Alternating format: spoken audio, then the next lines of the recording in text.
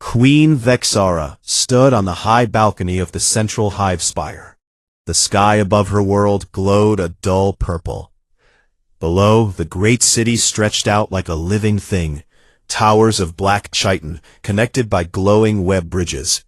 Once this sight filled her with pride. Now it only reminded her how close everything was to ending. The biomechanical plague had come without warning. It started as small dark spots on the shells of workers. Then the spots grew. Minds broke. Warriors turned on each other with mindless rage. Entire hive clusters went silent overnight.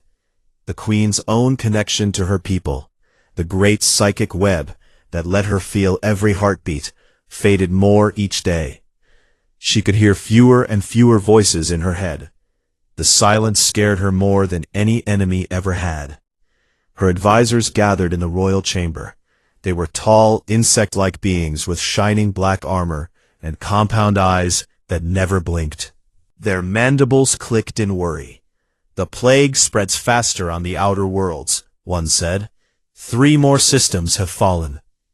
"Enemy factions laugh at us," another added. "They say the mighty Clithians are finished." Vexara's antenna twitched. She kept her voice calm. "We need help. Any help." A younger advisor stepped forward. "The new species, the humans. We made first contact only months ago. They are weak in body, no natural armor, no venom, no group mind. But they have strange machines and medicines. They fight diseases in ways we do not understand." The queen looked at the hollow image floating in the air. It showed a human, small, soft-skinned, no extra limbs. She felt a wave of disgust. Primitives. Primitives who survived their own death world for thousands of generations, the advisor said quietly. Their planet tried to kill them every day. They still live there. That means something. Vexara closed her eyes for a moment. Pride meant nothing if the hive died. What do they want in return? An alliance sealed by blood and bond. They offer their best medical technology and test subjects. In exchange, they ask for one thing: a royal union. You would take one of their males as consort. A low hiss went through the room. The idea was shocking. No Clythian queen had ever joined with an outsider. The pheromonal bond was sacred. It linked minds and bodies. To share it with a soft human felt like insult. But the queen opened her eyes. "Bring me their candidates. I will choose." Days later, 3 humans arrived on the throne world. They wore simple gray suits. They walked carefully among the towering Clythians, clearly uneasy, but not afraid. The court watched them like strange insects under glass. The first human was tall and loud. He spoke of trade deals and military help. Vexara dismissed him quickly. Too much pride, too little substance. The second was older. He talked only of biology and tests. Useful, but cold. Not right for a bond. The third man stood at the back. He was average height. Brown hair cut short. Quiet eyes that watched everything. His name was Marcus Hale. Former soldier, now diplomat. He said very little during the meeting. When asked why he volunteered, he answered simply, "Someone has to try." Vexara studied him. No boasting, no demands, just calm. She felt nothing special from him. No psychic spark, no strong scent. Yet something about his steady gaze made her pause. She made her choice that night. The quiet one, Marcus Hale. The court erupted in clicks and whispers. Him? The smallest? The plainest? He volunteered without asking for anything, she said. That is rare, even among our own. Preparations began at once. The wedding would be simple, a necessity, not a celebration. No feasts, no long rituals. Only the exchange of pheromones and the public marking of the bond. On the day, the great hall was filled with nobles and surviving warriors. They stood in perfect rows. Their armor gleamed under blue lights. Marcus entered alone. He wore a dark human suit with small Clythian patterns added to the shoulders as respect. He looked tiny among the giants. Vexara waited on the raised platform. Her royal carapace shone black and gold. Long antennae curved gracefully. She felt the eyes of her people on her. Some angry, some curious, most hopeless. Marcus climbed the steps without hurry. He stopped in front of her and bowed slightly. Not too deep, not too shallow. Respect without fear. A priest drone approached. It carried a small crystal vial filled with golden liquid, the queen's royal pheromone. Another vial held a neutral binder for the human side. The priest spoke in the old tongue. Two become one link. Mind to mind. Life to life. For the hive. Vexara took the vial. She opened it. The scent filled the air. Sharp, sweet, commanding. She placed one claw on Marcus's shoulder. He did not flinch. She pressed the vial to his wrist. A drop touched his skin. At once, she felt the first thread of connection. It was strange, thin, individual, not the wide flood she knew from her own kind. His mind brushed hers like a single candle in darkness. Steady, warm, unmoving. Marcus did not speak. He simply looked at her. No awe, no terror, just acceptance. The priest marked them both with a small burn on the inner wrist, a circle of gold. The bond was sealed. The nobles clicked in disapproval. Some turned away. The queen felt their doubt like needles in her mind. She ignored it. After the ceremony, she led Marcus to the private royal chambers. Guards closed the heavy doors behind them. Alone, she faced him. "You understand what this means?" she asked. Her voice was low. "You need help," he said. "Your people are dying. I will do what I can." She tilted her head. "You are not afraid?" "I have been afraid before," he answered. "It passes." Vexara studied his face. No lies in his scent, no tremble in his voice. She felt the thin bond between them. His thoughts were quiet, ordered, not chaotic, as she expected from a lone mind. "You will stay close," she said. "You will watch, you will learn, and you will give your human medicines to our sick. If they fail, the bond ends. You understand?" Marcus nodded. "I understand." She turned to the wide window. Outside, another hive tower in the distance flickered and went dark. More voices vanished from her mind. She spoke without looking at him. "Then begin tomorrow. Save who you can." Marcus stepped beside her. He looked out at the dying city too. "We will try," he said simply. In her heart, she still saw him as a symbol, nothing else, a necessary price for a small chance. But Marcus Hale watched the same view with calm eyes. He noticed details she missed, the way the lights dimmed in patterns, the paths where healthy workers still moved, the small signs of hope that refused to die. He said nothing about it. A human secret power changed everything for the alien queen. Weeks passed after the bond ceremony.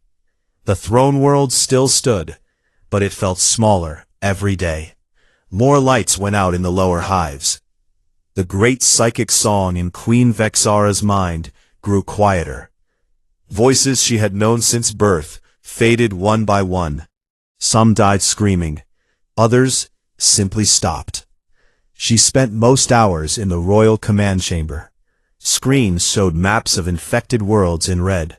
Reports came in without stop. Lost hives, lost fleets, lost hope. Her royal guard, once 100 strong, now numbered fewer than 50. The rest lay in quarantine pods or wandered mad in the deep tunnels. Marcus stayed close as ordered. He followed her like a shadow. He carried data slates with human medical notes. He asked quiet questions. He listened more than he spoke. The Clithians did not hide their dislike. Guards clicked their mandibles when he passed. Nobles turned their heads away. One high advisor said openly in the hall, "The human smells of weakness. Why keep him here?" Vexara answered coldly. Because we have no one else. She gave Marcus access to the lower levels. He went down into the sick zones every day. The air there was thick with the smell of rot and chemicals. Infected workers lay on mats in long rows. Their shells cracked open. Black fluid leaked from joints. Many twitched and moaned. Human medical teams had arrived a week after the wedding. Small groups in sealed suits. They brought machines that hummed and screens that glowed blue. They tested blood. They mixed drugs. They tried injections. Most failed. One drug slowed the plague for a few hours. Then the patient died anyway. Another made the pain worse. A third turned the worker's eyes completely black before the end. Marcus did not give up. He stayed longer than the other humans. When his team left to rest, he remained. He cleaned wounds with simple cloths. He held claws that tried to strike him. He spoke low words, even when no one answered. He drank bitter black liquid from a small metal cup. Coffee, he called it. It kept him awake when Clithians needed torpor to heal. They slept for hours in dark pods. Marcus never used one. He sat on a hard bench, eyes open, watching the sick. Vexara watched him through hidden cameras at first. She saw him work without rest. She saw him take small breaks only to eat plain food bars or drink more coffee. She saw wounds on his hands from sharp shells. He wrapped them in white cloth and kept going. One night she went down herself. She wore a simple cloak to hide her royal marks. Guards followed at a distance. She found Marcus in a dim chamber. He knelt beside a young drone whose antenna had fallen off. The drone breathed in short gasps. Marcus held a small light and checked the breathing holes. "Why do you stay?" Vexara asked from the shadows. He looked up slowly. "Because if I leave, he dies alone. He will die anyway. Maybe, but not yet." The queen stepped closer. The drone reached out weakly. Marcus took the claw without fear. He spoke soft words in human language. The drone calmed a little. Vexara felt the thin bond between them. His mind touched hers like a steady hand on a shaking arm. No panic, no despair, just focus. "You do not fear the plague," she said.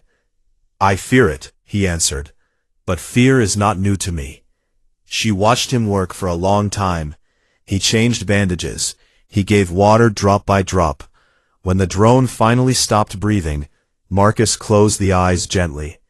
Then he stood, cleaned his hands, and moved to the next patient. Vexara left without a word. Days later, something small happened. A worker who had taken the latest human mix did not die. The black spots on his shell stopped growing.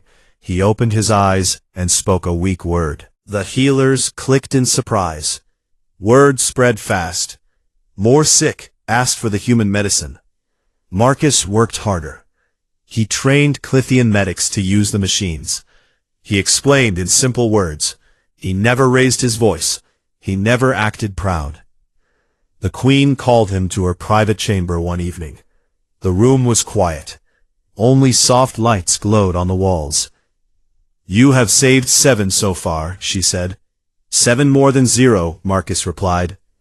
She studied him. His suit was stained. His face looked tired, but his eyes stayed clear. "You do not sleep like us," she said. "I sleep when I can. Short times. Enough. Your body should fail. The toxins in the air, the long hours. Humans are fragile." Marcus gave a small smile, the first she had seen. "We are fragile, but we are stubborn." "Stubborn? It means we keep going when we should stop." Vexara tilted her head. "That is not power. Maybe not your kind of power." She felt the bond again. His mind was like stone under water, smooth, hard, unmoving. Around it, her own thoughts swirled in fear and anger. His stayed steady. "You will come with me tomorrow," she said, "to the outer hive, the worst place. If your medicines work there, we will know they matter. Marcus nodded. I will go.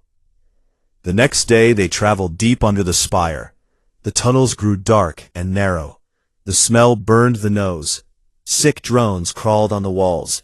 Some attacked without reason. Guards killed them quickly. Marcus walked in the middle. He carried a heavy pack of supplies. He did not complain about the weight or the danger. They reached a large chamber. Hundreds lay on the floor. Moans filled the air. A healer drone met them. Most will not last the night, it said. Marcus knelt. He opened his pack. He started working. Vexara watched from the side. Hours passed. He moved from one to another. He spoke to them. He touched their shells. He gave shots. He cleaned wounds. At some point, he swayed. His face went pale. A claw had cut his arm earlier. Poison dripped from it. Any Clithian would have fallen already. He tied a cloth around it and kept going. Vexara stepped forward. Stop, you bleed. Later, he said, this one first. She stared. No one had ever spoken to her that way. He finished the row, then another. When he finally sat, his breath came hard. Sweat ran down his face. The queen knelt beside him, something she had never done before a lesser being. You should be dead, she said quietly. Marcus looked at her. Not yet. In that moment, through the bond, she felt something new. Not strength like armor, not power like venom. Something different. Something that refused to break. She did not understand it. But she knew it was there. And for the first time since the plague began, a small spark of hope touched her mind. Not because of machines or medicines, because of the quiet human who simply would not stop. The plague reached the throne world at last. No more distant reports. No more red marks on maps far away. Now the sickness walked the same halls as the queen. It started in the lower guard barracks.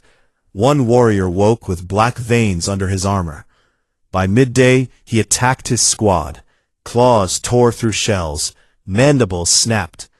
The others killed him, but not before 3 more caught the madness. Within hours, the infection spread upward like fire in dry grass. The royal spire locked down. Heavy doors sealed. Air filters hummed louder. But the plague did not care about locks. It moved through the mind web first. Vexara felt it like knives in her thoughts. Screams echoed inside her head. Dying drones reached for her one last time before silence took them. Her remaining guard, now only 32, stood in tight lines around the throne room. Their eyes darted. Their antennae trembled. Even the nobles who once mocked the human now stayed close to the walls, afraid to speak. Marcus walked among them. He carried his medical pack. He checked wounds. He gave small injections to those who still listened. Most refused. They said human medicine was weak. They said only Clithian blood could fight Clithian sickness. Vexara sat on her high throne. Her claws gripped the arms tight. The golden marks on her shell looked dull now. She felt her strength slip away hour by hour. The mind web frayed. She could no longer feel the outer hives at all. A noble approached. His name was Corvath. Tall even for their kind. Old scars crossed his chest plates. He had led armies once. Now he led whispers of doubt. The human fails us, Corvath said. His voice carried through the hall. His drugs slow nothing. His presence mocks us. The queen weakens because she binds herself to weakness. Low clicks of agreement rose from the others. Vexara lifted her head. Silence. Corvath stepped closer. We must act. For the hive. Remove the bond. Cast out the outsider. Choose a true consort from our own. One who can stand when you fall. The queen felt the bond with Marcus tighten. His mind brushed hers. Calm. Steady. No fear. No anger. Just presence. I choose who stands beside me, she said. Korvath's mandibles opened wide. Then you choose death for us all. That night, the attack came. It began with a low rumble in the outer corridors, then shouts, then the sound of claws on metal.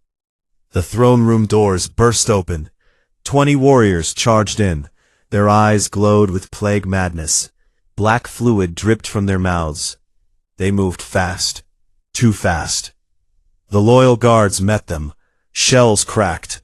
Ichor sprayed. Bodies fell. But the mad ones felt no pain.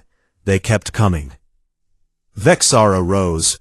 She drew her long ceremonial blades, curved and sharp. She sent a psychic wave. It stunned a few, but the wave cost her. Pain lanced through her head. Her vision blurred. Marcus stood near the side wall. He had no weapon, only his pack and his hands. The mad warriors broke through the line. 3 rushed the throne. 1 leaped high, claws aimed at Vexara's throat. She swung her blade. It caught the attacker mid-air. The body crashed down. But another struck from the side. Claws raked her side. Gold shell cracked. Pain flared hot. She staggered. The third raised a claw for the killing blow. Marcus moved. He did not shout. He did not hesitate. He ran forward low and fast. He grabbed the attacker's arm, twisted hard. Something snapped, loud and wet. The warrior howled. Marcus used the momentum. He pulled the creature off balance, drove his knee into the soft joint under the shell. The leg buckled. The warrior fell. Another turned toward him. Claws slashed. Marcus ducked. The tips grazed his shoulder. Blood welled. He grabbed a fallen spear from the floor. Not to stab, but to block. He caught the next strike. The force pushed him back. His boots slid on ichor. Vexara watched, stunned. Marcus fought like he had done it 1,000 times. No fancy moves, just quick, hard, practical. He used the environment. He kicked a broken piece of shell into one attacker's face. He wrapped his belt around another's wrist and yanked. The warrior stumbled. Marcus slammed an elbow into its eye cluster. The mad ones kept coming. One struck him across the chest. Claws tore cloth and skin. Blood soaked his shirt. He grunted, but stayed on his feet. Another hit his leg. He limped but did not fall. Poison from their claws should have stopped his heart. Pain should have dropped him. But Marcus kept moving. Slower now, breathing hard, covered in blood, his and theirs. Yet he refused to go down. Vexara fought beside him now. Together they pushed back the last few. One final warrior lunged at her. Marcus stepped in front. The claws meant for the queen hit his back instead. Deep cuts. He cried out, short and sharp. Then he turned, grabbed the attacker's head, and slammed it against the throne step.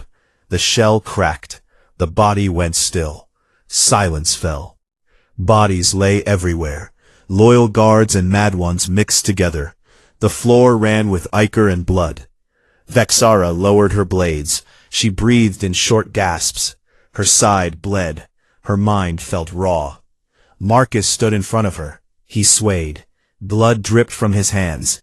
His shirt hung in strips. Deep gashes crossed his back and chest. Poison glistened on the wounds.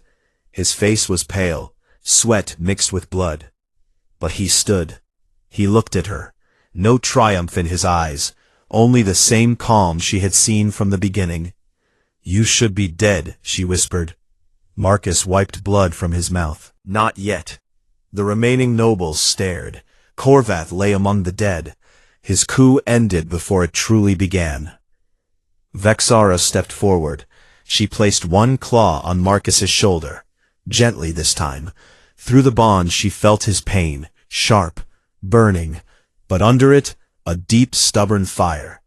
It refused to go out. The court watched in silence.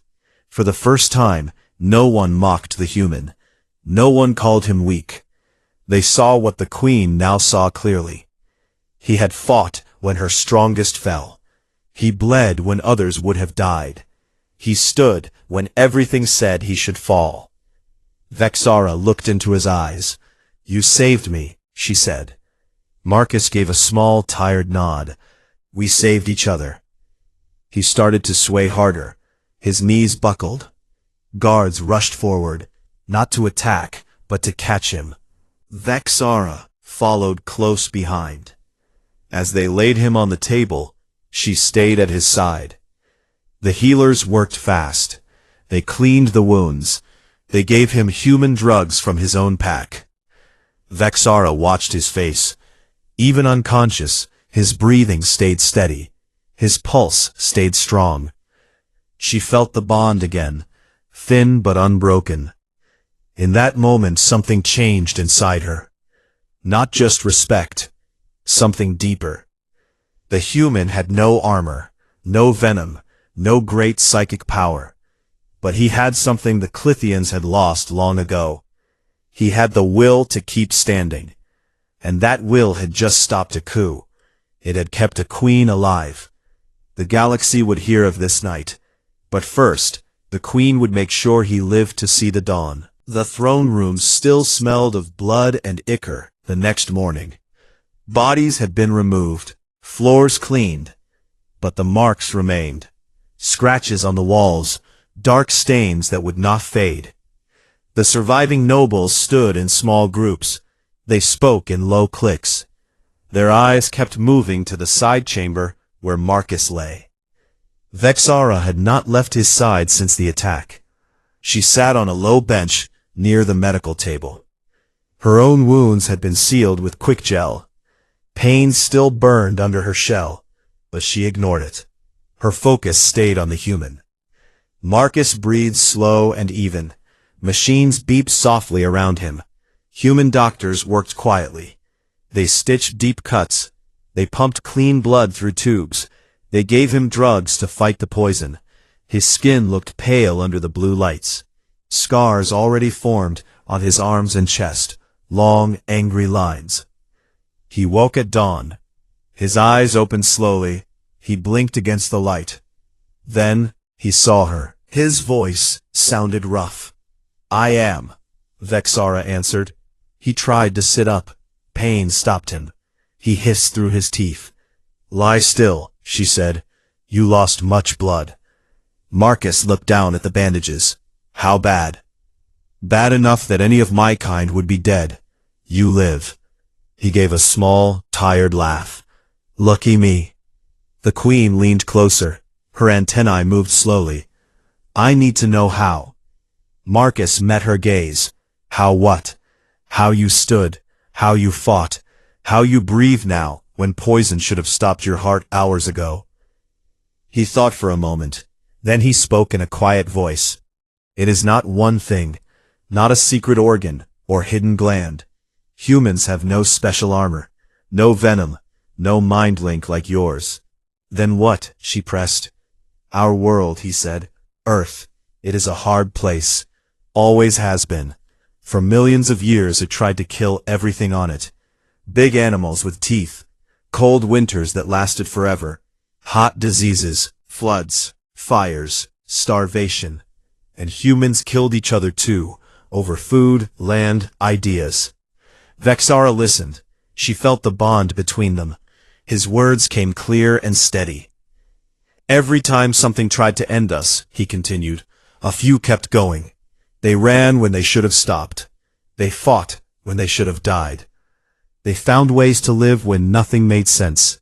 Over time, that became part of us. Not in the body so much, in the mind. We call it many names: stubbornness, grit, willpower. It means we refuse to quit." She tilted her head. "But the plague feeds on surrender. It breaks the mind first. Then the body follows. My people feel the deaths of others. We share pain. When one falls, we all weaken. You have no link like that. You should have broken easier." Marcus shook his head slowly. "Maybe the opposite. Because we stand alone so much, we learn to hold ourselves up. When everything hurts, when hope looks gone, we still take one more step, one more breath, One more fight. The plague wants despair. Humans are built to say no to despair. Vexara felt something shift inside her. She remembered the fight, how he took hits that should have ended him, how he kept moving even when blood poured, how his mind, through their bond, never wavered.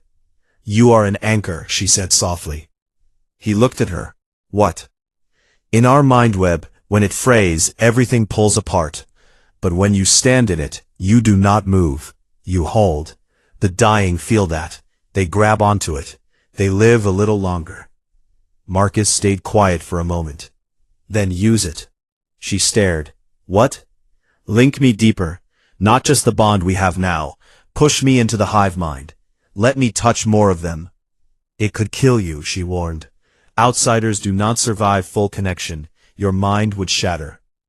"Maybe," he said, "but if it saves even one more."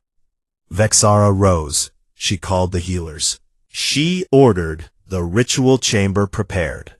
The nobles whispered again. Some said it was madness. Others said, let it happen. The human would die and prove their point. They moved Marcus to the deep chamber under the spire. Walls of smooth black chitin. A wide circle in the center. Glowing crystals set in the floor. Vexara stood at the edge. Marcus lay on a raised platform. Tubes still connected to his arms. She placed her claws on his temples. "This will hurt." "I know," he said. She closed her eyes. She opened the mind web wider than ever before. She pulled him in. At first he gasped. His body arched. Pain flooded the bond. Sharp, bright, endless. Vexara almost stopped. But his thoughts came through clear. "Keep going." She pushed deeper. His mind entered the hive like a single strong thread in a torn cloth. It did not control. It did not command. It simply refused to break. Dying drones felt it. They touched that steady thread and held on. One by one, the black in their minds retreated. Not gone, but pushed back. Workers who had stopped breathing drew air again. Warriors who twitched in madness grew still. Their eyes cleared for moments. Vexara felt it too. Strength returned to her. Not full, not yet, but enough. The screams in her head quieted. The web steadied. She opened her eyes. Marcus still breathed. Sweat covered his face. His hands shook. But he lived. She pulled him out slowly. The connection eased. He opened his eyes. "Did it work?" he asked. She nodded. It worked. Words spread through the spire like wind. The human had touched the hive mind. The human had held it together. The human had not broken. Nobles came to see. Guards stood taller.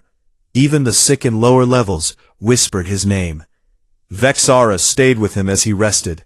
She spoke quietly. "You gave us time. Real time. Time to fight back." "Yes," she said. "And we will fight. With your medicines, with your people's help, with you." He turned his head to her. "I am not special, you know. Any human would try the same." She made a soft sound, almost a laugh. "That is what makes you special." For the first time since the plague began, Vexara felt something warm in her chest. Not just hope, respect. Deep respect. For a soft-skinned creature from a death world, for the one who refused to let her empire fall. The healers said Marcus would need days to heal, but already plans formed. More human ships would come, more drugs, more doctors, and the queen would lead, not alone anymore. She placed one claw gently on his bandaged hand. "You changed everything," she said. Marcus closed his eyes. A small smile touched his lips. "Not yet," he whispered, "but we are getting there." Outside the chamber, the throne world began to wake again. Lights that had gone dark flickered back on. Voices returned to the web, weak at first, then stronger. One human, one stubborn will, and an empire that would never forget. The throne world began to heal. Not fast, not easy, but it began.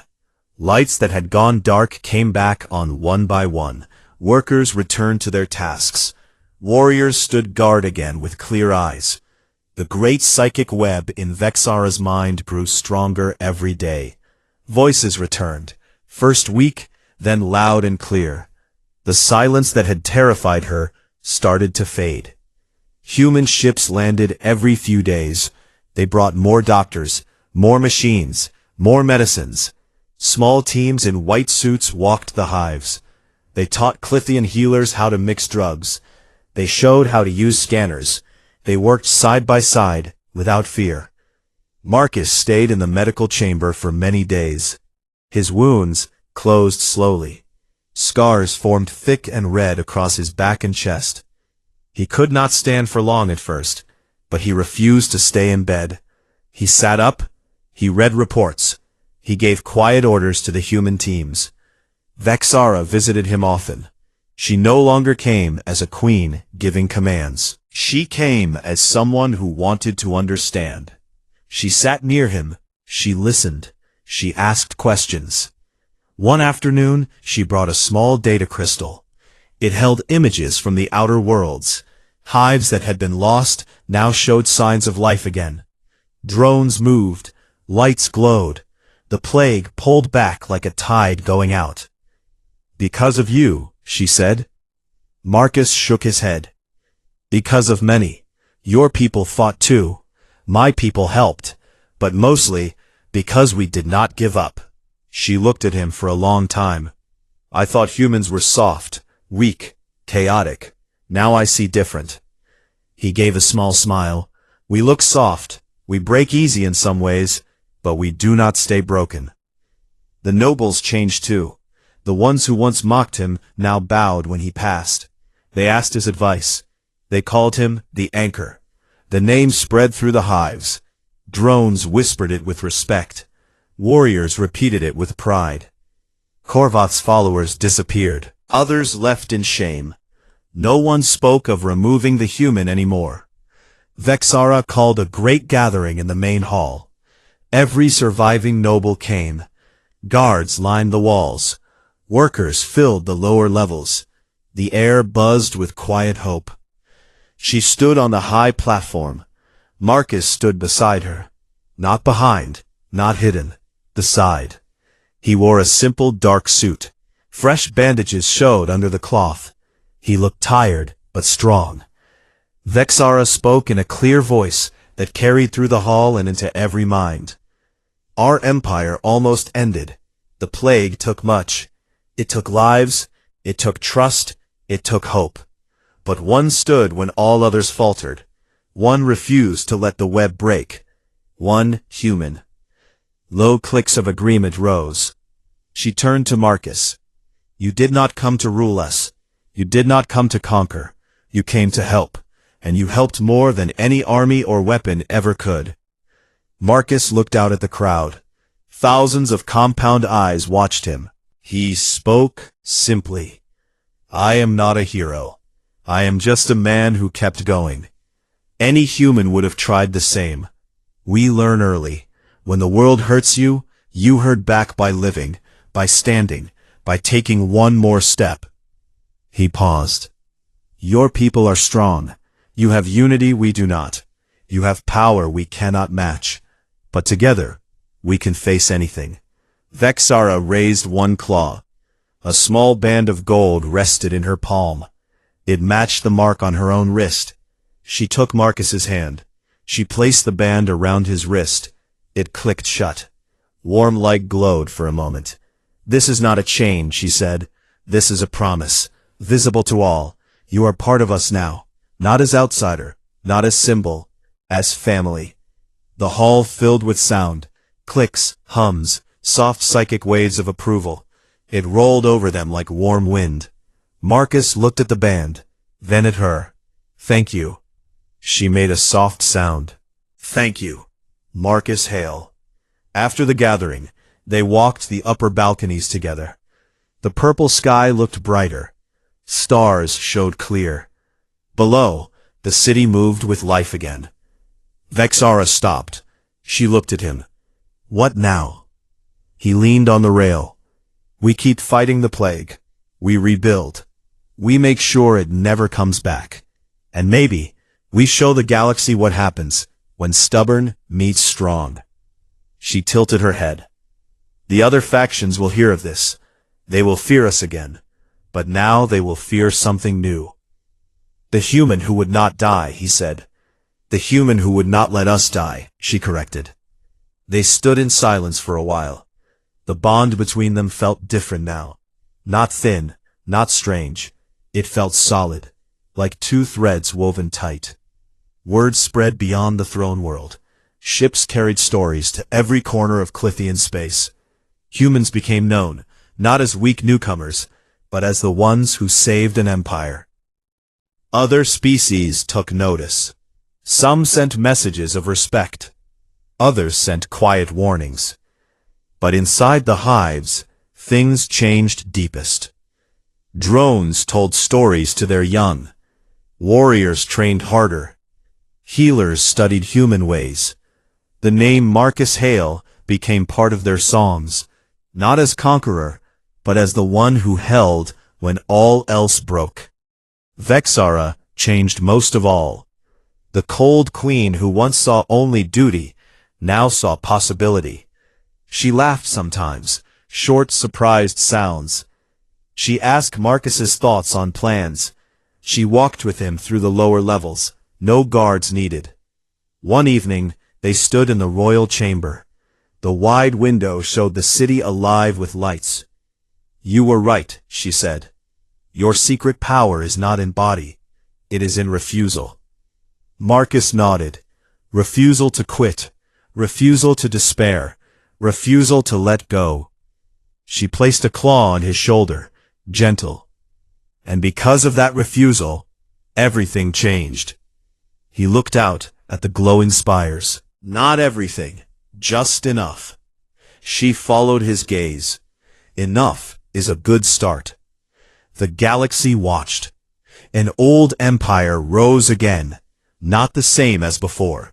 Stronger in new ways, allied with a species once laughed at, guided by a queen who learned from a human, held together by one man's simple, unbreakable will.